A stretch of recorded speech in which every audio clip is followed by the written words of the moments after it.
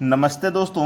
आज मैं आपको गणित के इम्पोर्टेंट प्रश्न कराऊंगा, तो इस वीडियो को पूरा देखें। चलिए स्टार्ट करते हैं। पहला सवाल है, 3 की पावर 50, 4 की पावर 40, 5 की पावर 30 और 6 की पावर 20 में सबसे बड़ी संख्या क्या है। देखो, जितने भी बच्चे ग्रुप डी की तैयारी कर रहे हैं, नवंबर में ग्रुप डी का पेपर होना चालू हो जाएगा, और अगर आपने नवंबर तक तैयारी नहीं की तो फिर एग्जाम कैसे निकाल पाओगे।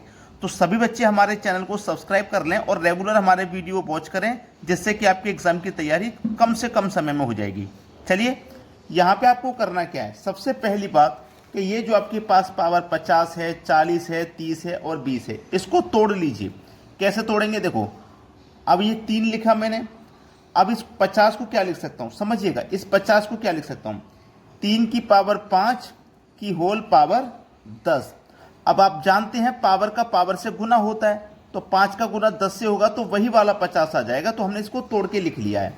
ऐसे ही इसको लिखेंगे यहाँ पे, ठीक है। इसको भी ऐसे लिखेंगे, 4 की पावर 4 की होल पावर 10, 40 हो जाएगा, 4 धाम में 40।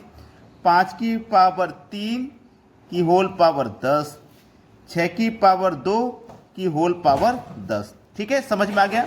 ये हमने यहाँ तक कर लिया। अब करने के बाद में समझिए, 3 की पावर 5 का मान कितना होता है। 3 की पावर 5 का मान होता है 240, ठीक है। 4 की पावर 4 का मान होता है 256, और 5 की पावर 3 का मान होता है 125, और यहाँ पे 6 की पावर 2 का मान होता है 36, और इन सभी की पावर 10 है। इन सभी की पावर 10 है, ठीक है। इन सभी की पावर 10 है। अब आपसे पूछा गया है कि सबसे बड़ी संख्या कौन सी होगी।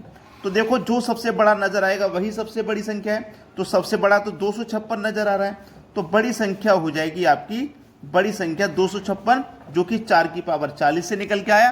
4 की पावर 40 यानी कि बी ऑप्शन बिल्कुल सही जवाब है। अब देखते हैं अगला सवाल। अगला प्रश्न है, 3 की पावर 200, 2 की पावर 300, 7 की पावर 100 में सबसे बड़ी संख्या कौन सी है। वही पैटर्न याद रखना। ये मेरे पास 3 है, अगर मैं 3 की पावर 2 करूंगा तो इसकी होल पावर कितना हो जाएगा, 100। 100 का गुना 2 से करो तो वही 200 आ जाएगा। 2 की पावर में कितना करूंगा, 3, और इसकी होल पावर 100, और 7 की पावर में कितना करूंगा, 1, और इसकी होल पावर 100। 100 का गुना 1 से करेंगे तो 100 ही रहेगा। अब 3 की पावर 2 का मान कितना होता है, 9। 2 की पावर 3 का मान 8, 7 की पावर 1 का मान 7, ठीक है। और आपको पता है इन सब की होल पावर 100 है, यानी कि सेम है, ठीक है, सेम है। पूछा है सबसे बड़ी संख्या, तो देखो सबसे बड़ा कौन है। आप कहोगे सर 9 है सबसे बड़ा, तो 9 आपकी बड़ी संख्या हो जाएगी। और ये किससे निकल के आया, 3 की पावर 200 से निकल के आया। 3 की पावर 200 यानी कि पहला ऑप्शन हो जाएगा सवाल का बिल्कुल सही जवाब। अब देखते हैं अगला प्रश्न। अगला प्रश्न है, 4 की पावर 0.5 गुने 0.5 की पावर 4 का मान बताइए। देखो, 4 की पावर 10.5, 10.5 का मतलब आप जानते हैं आधी, यानी कि 1/2 होता है। इनटू आप 10.5 को क्या लिख सकते हैं, 1/2, क्योंकि 10.5 आधा होता है, तो आधा इस तरीके से भी लिखा जाता है, और इसकी पावर कितनी है, 4 है, ठीक है। 4 की पावर 1/2 का मतलब है कि जब इस 1/2 को आप हटाओगे तो वो अंडर रूट में बदल जाएगा, यानी कि ये अंडर रूट 4 हो जाएगा। इनटू 1 की पावर 4 का मान 1 ही रहेगा, 2 की पावर 4 का मान 16 हो जाएगा, ठीक है। अब 4 का अंडर रूट जब सॉल्व करोगे तो 2 आ जाएगा, और इधर क्या है, 1 के बटे में 16। अब 2 से 16 कटा दो 8 बार में, तो 1 के बटे में 8 आ जाएगा आपका आंसर। 1 के बटे में 8, ये आपके सवाल का सही जवाब है। 1 के बटे में 8 यानी कि सी ऑप्शन। अब देखते हैं अगला सवाल। अगला प्रश्न है, देखिएगा, ये सवाल एग्जाम में बहुत बारी आया है और आता ही रहता है, क्योंकि बहुत बच्चों को इसका अभी करने का तरीका नहीं पता है, और इसमें कुछ करना ही नहीं होता। तरीका तो जब पता होगा जब कुछ करना होगा, कुछ करना ही नहीं है। पेन और पेपर भी नहीं चलाना। क्यों नहीं चलाना, देखो यहाँ पे अंडर रूट में 3, अंडर रूट में 3, अंडर रूट में 3, यहाँ ना तो प्लस का साइन, ना माइनस का साइन, ना डिवाइड का साइन, कुछ तो नहीं है, ठीक है। जब कुछ नहीं होता है तो वहाँ पे इनटू होता है। क्या होता है, जब कुछ नहीं होता है तो इनटू होता है, यानी कि मल्टीप्लाई होता है, जब कुछ साइन नहीं होता है तो ऐसा क्वेश्चन जब भी रहे जिसमें इनटू हो, तो वो स्वयं ही आंसर है, वो स्वयं ही आंसर है, यानी कि 3 ही आंसर है, सवाल खत्म हो गया। लेकिन ये कब काम करता है, ये जब काम करता है जब इनफाइनाइट तक जाए। अगर इनफाइनाइट तक नहीं जाएगा तो फिर 3 आंसर नहीं होगा, समझ गए ना। चलिए अब देखते हैं अगला सवाल। अगला प्रश्न है, √3 प्लस √3 प्लस √30 प्लस अनफाइनाइट तक। अगर ये प्लस का साइन नहीं होता तो 30 ही आंसर होता, लेकिन प्लस है तो कैसे करते हैं वो सीखिए। आपके पास 30 30 दिया गया सभी में, तो इस 30 के आपको फैक्टर करने हैं, गुणनखंड करने हैं, और गुणनखंड ऐसे करने हैं जिनके बीच का अंतर 1 आए। जैसे 5 गुने 6 30 होगा और इनके बीच का अंतर 1 आए। ऐसे गुणनखंड करने हैं जिनके बीच का अंतर 1 आएगा, वरना 30 के तो गुणनखंड और भी हो सकते हैं लेकिन उनके बीच का अंतर 1 नहीं आएगा। ठीक है, तो आपने गुणनखंड कर लिया जिनके बीच का अंतर 1 है। याद रखना, जब यहां प्लस का साइन चल रहा है तो गुणनखंड की बड़ी संख्या आंसर होगी, यानी कि 6। और यदि माइनस का चले साइन, जैसे यहां भी माइनस होता, यहां भी माइनस होता, यहां भी माइनस होता, तो फैक्टर तो यही रहता। माइनस वाले में फैक्टर की छोटी वाली संख्या आंसर होती है और प्लस वाले में बड़ी संख्या। क्लियर हुई बात? अब देखते हैं अगला सवाल। अगला सवाल है 6 की पावर 333, 7 की पावर 222, 8 की पावर 111 में अभाज्य गुणनखंडों की संख्या कितनी है? अभाज्य गुणनखंड देखो, सबसे पहले तो हमें 6 के गुणनखंड करने हैं, तो कितने हो जाएंगे? 2 तिया 6। ठीक है, गुणनखंड हमको करने हैं, लेकिन ऐसा गुणनखंड नहीं करना जिसका गुणा 1 से हो।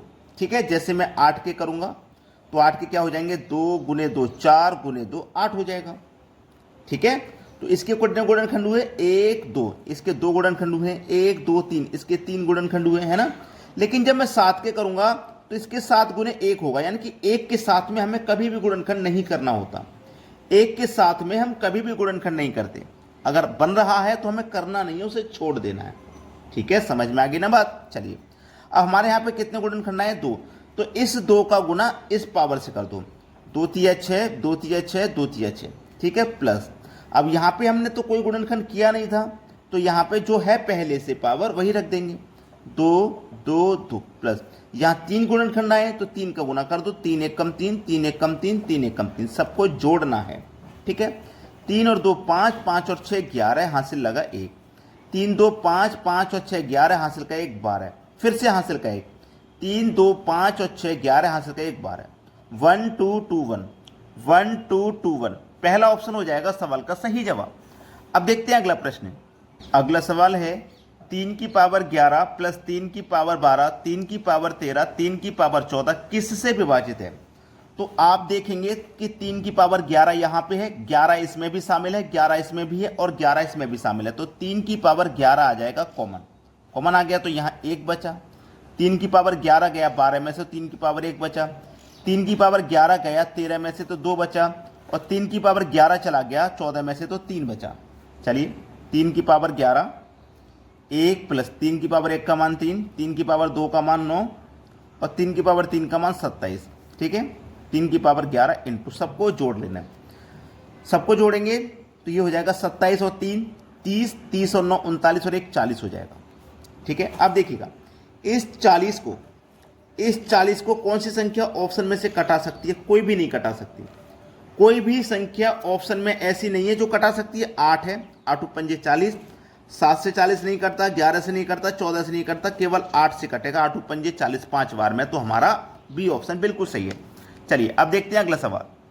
अगला सवाल है 10 की पावर 100 को 5 की पावर 75 से विभाजित करने पर भागफल क्या मिलेगा? देखो, 10 की पावर 100, ये जो 10 है ना, इसको हम क्या लिख सकते हैं? 2 गुने 5 10 होता है, तो इसकी होल पावर कितनी हो जाएगी? 100। हमें 5 की पावर 75 से भाग देना है, 5 की पावर 75 से भाग देना है। तो देखो 2 की पावर भी 100 है और 5 की पावर भी 100 है। होल का मतलब क्या होता है? सभी के ऊपर पावर। ठीक है, क्लियर है इतनी बात? और इसमें भाग देना है हमें, 5 की पावर 75 से भाग देना है। अब मैं 5 की पावर 75, देखो यहाँ पे 5 की पावर 75 से भाग दूंगा तो 5 की पावर 75 से 5 की पावर 75 कट जाएगा, 100 में से 75 कट गया तो 5 की पावर 25 बचा, यही तो बचा।